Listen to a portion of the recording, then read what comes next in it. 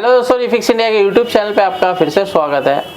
तो दोस्तों आज की वीडियो में बात करेंगे, हमारे पास पैनल है जो कि एमआई के अंदर सबसे ज़्यादा लग के आता है, सीसोट कंपनी का। तो यहाँ पे अगर मैं आपको दिखाता हूँ जो पैनल का जो नंबर है, मैं आपको दिखा देता हूँ सबसे पहले, क्योंकि काफ़ी सारे टेक्नीशियनों की डिमांड रहती है, पैनल नंबर उनको चाहिए होता है। तो यहाँ पर आप ये देख सकते हैं, ये पैनल नंबर है। तो अभी क्या है कि इसके अंदर प्रॉब्लम है, ये नो पिक्चर कंडीशन में हमारे पास पैनल आया है और काफ़ी सारे टेक्नीशियन क्या करते हैं, जब भी पैनल नो पिक्चर कंडीशन में आता है तो ज़्यादातर टेक्नीशियन इसके सीकेबी ट्रैक उड़ा देते हैं।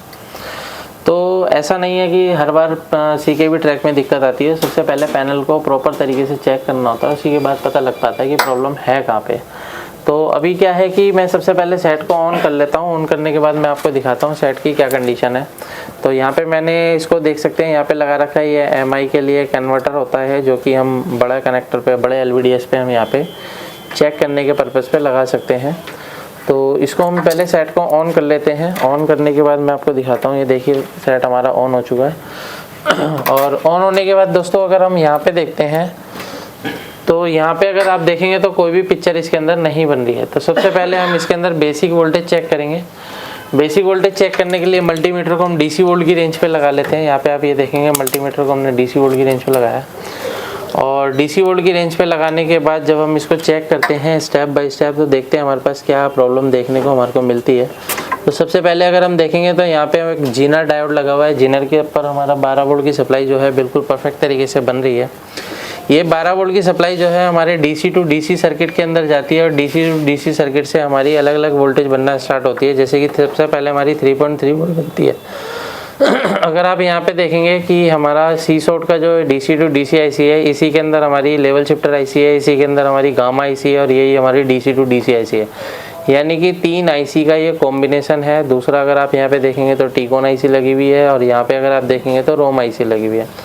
तो डीसी टू डीसी आईसी का पहला काम होता है 3.3 वोल्ट की सप्लाई बनाती है। तो अगर आप यहाँ पे देखेंगे तो 3.3 वोल्ट की सप्लाई हमारी बिल्कुल परफेक्ट तरीके से बन रही है। अगर ये 3.3 वोल्ट हमारा बिल्कुल परफेक्ट है तो आगे हम सबसे पहले चेक करते हैं कि ये जो सप्लाई है हमारी जाती है टीकॉन आईसी के अंदर।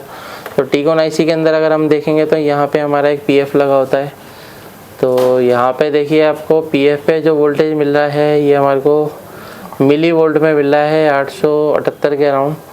और भी देखते हैं कि हमारी जो रोम आईसी और रोम आईसी की पिन नंबर 8 पे भी देख लेते हैं। तो यहाँ पे हमारे को वोल्टेज जो है, यहाँ पे भी हमारे को 877 मिली वोल्ट के अराउंड वोल्टेज मिल रहा है। यानी कि यहाँ पे जो हमारे को वोल्टेज चाहिए वो 3.3 वोल्टेज की सप्लाई चाहिए, तभी हमारा ये पैनल वर्किंग में आएगा। तो यहाँ पे तो 3.3 वोल्ट ओके है। और आगे अदर वोल्टेज अगर हम देखते हैं, अदर वोल्टेज में क्या क्या वोल्टेज हमारी बन रही है, तो सबसे पहले हम देखते हैं एवीडीडी वोल्टेज। तो एवीडीडी वोल्टेज अगर हम देखते हैं तो यहाँ पे हमारे को कोई भी बूस्ट वोल्टेज देखने को नहीं मिल रही है, क्योंकि यहाँ पे अगर बूस्ट वोल्टेज नहीं बनेगी तो हमारा वीजीएच और वीजीएल नहीं बनेगा। तो वीजीएच और वीजीएल वीकॉम वोल्टेज हम चेक कर लेते हैं। तो वीकॉम पे भी हमारे को कोई वोल्टेज नहीं मिल रही, एचएवीडीडी पे भी हमारे को कोई वोल्टेज नहीं मिल रही है। और भी वोल्टेज देखते हैं, ये वीजीएल है तो वीजीएल पे भी हमारे को कोई वोल्टेज नहीं मिल रही है। तो अभी क्या है कि हमारे को इसमें कोई भी वोल्टेज फ़िलहाल के लिए नहीं मिल रही है, जिसकी वजह से क्या है हमारा जो पैनल है नो पिक्चर कंडीशन में है। तो अगर हम यहाँ पे देखेंगे तो यहाँ पे हमारे को 3.3 वोल्ट फ़िलहाल हमारे को यहीं पे मिल रहा है। यहाँ से निकल के हमारे अगर आप देखेंगे तो ये हमारा जो है रेजिस्टेंस लगी हुई है, और रेजिस्टेंस के द्वारा अलग अलग जगह पे डिस्ट्रीब्यूट हो रही है, जिससे कि क्या है हमारा अलग अलग सर्किट काम करना स्टार्ट करेगा। तो फ़िलहाल क्या है कि ये जो वोल्टेज है यहाँ पे नहीं बन रही है, तो हमारे को इसको ठीक करना पड़ेगा। अब ये जो सप्लाई है इसको हमें कैसे पहुँचाना है वो चीज़ हमारे को देखनी होगी। तो हमारा यहाँ पे देखते हैं, ये हमारा वीडीडी है।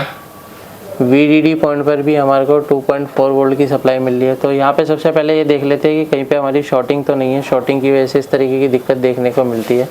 तो पहले हम सेट को ऑफ़ कर लेते हैं। ऑफ़ करने के बाद देखते हैं कि, क्योंकि हमारे को यहाँ पे 3.3 वोल्ट परफेक्ट मिलनी चाहिए। मल्टीमीटर को कंटिन्यूटी पॉइंट पर लगा लेते हैं। कंटिन्यूटी पे लगाने के बाद सबसे पहले हम ये देखते हैं कि हमारे को जो पीएफ है, पीएफ के ऊपर हमारे को कोई शॉर्टिंग नहीं मिलनी चाहिए। यहाँ पे सभी पीएफ लगे हुए हैं, डायोड लगा हुआ है, डायोड पे भी कोई शॉर्टिंग नहीं है। यहाँ पे पीएफ लगे हुए हैं, यहाँ पे भी कोई शॉर्टिंग नहीं है।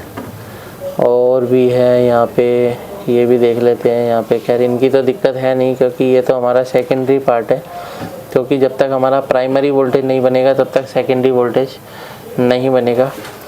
तो अभी क्या है, चलिए यहाँ पे देखते हैं कि यहाँ पे जो हमारे को सप्लाई है यहाँ से, यानी कि जिसकी पिन है, तो पिन से हमारे को यहाँ पे कंटिन्यूटी देखते हैं यहाँ पे नहीं मिल रही है, क्योंकि यहाँ पे हमारे को कंटिन्यूटी मिलनी चाहिए, यहाँ पे भी हमारे को कंटिन्यूटी नहीं मिल रही है।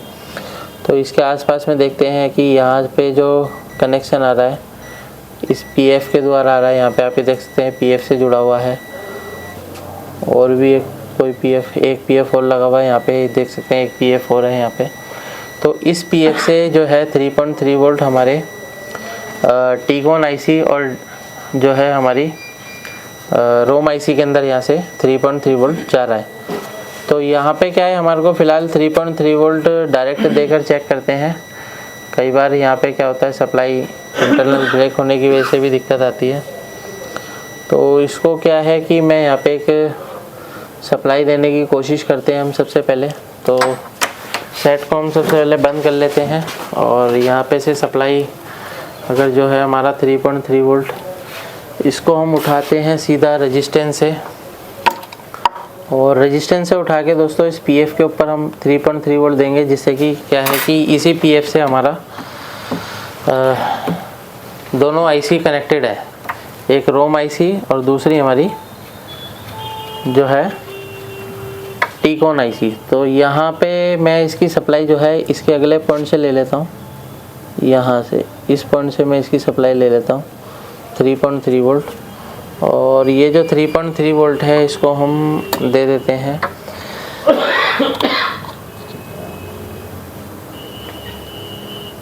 अभी यहाँ पे। अगर आप देखोगे तो यहाँ पे देखिए होता क्या है कि अगर हमारे को पता नहीं है कहाँ पे कौन सी वोल्टेज बनती है, तो यहाँ पे हम एक 10K की रेजिस्टेंस लगा के भी दे सकते हैं, लेकिन हमारे को ये चीज़ कंफर्म है यहाँ पे 3.3 वोल्ट आनी चाहिए।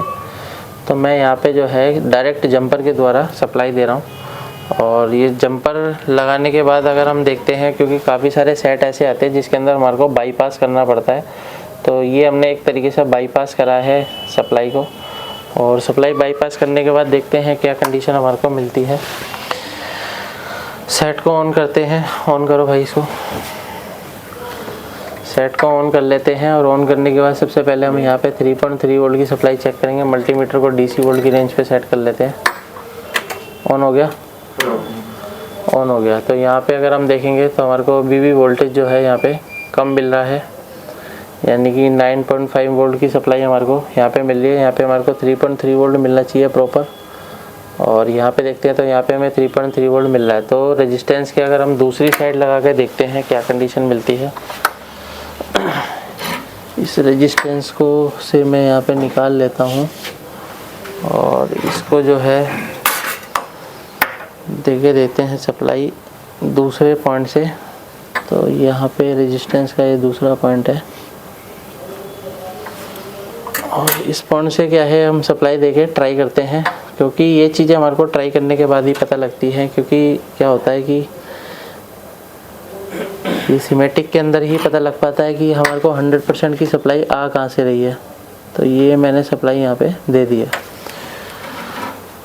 तो फिर से हम ट्राई करते हैं सेट को ऑन करके। तो चलिए सेट को ऑन कीजिए। तो यहाँ पे हम सप्लाई चेक करेंगे सबसे पहले पिन नंबर 8 पे। पिन नंबर 8 पे देखते हैं। ऑन हो गया सेट। सबसे पहले हाँ ऊपर वाला बटन प्रेस करो, हाँ ऑन हो गया। तो यहाँ पे जो है हमारा देखिए 3.3 वोल्ट की सप्लाई हमारी परफेक्ट बन गई है। और ये जो 3.3 वोल्ट की जो सप्लाई है, इसी 3.3 वोल्ट की सप्लाई हमारी टीकॉन आईसी के अंदर आई। और टीकॉन आईसी से जो हमारा इनेबल वोल्टेज आया, तो सबसे पहले हमारा देख सकते हैं यहाँ पे AVDD वोल्टेज तैयार है। और AVDD से हमारा जो वोल्टेज बनता है जैसे VGH VGL, ये भी हमारा तैयार है। तो यहाँ पे आप देखेंगे माइनस वोल्टेज हमारा ओके है। VGH वोल्टेज अगर हम देखते हैं तो VGH वोल्टेज भी देख लेते हैं। इसके अंदर जो VGH वोल्टेज होती है इस पे देख लेते हैं। ये माइनस वोल्टेज बन रहा है हमारा, माइनस वोल्टेज ओके है। और इस पॉइंट पे देखते हैं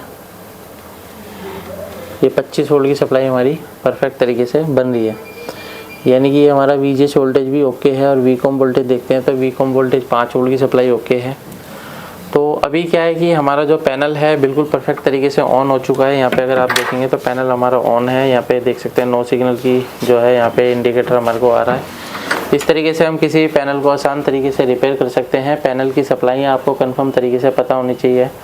ये सारी चीज़ें हम अपने सर्किट डायग्राम वगैरह के अंदर चेक करने के बाद ही कंफर्म करते हैं कि प्रॉब्लम जो है इंटरनल ट्रैक ब्रेक होने से है या हमारी कोई आईसी ख़राब है।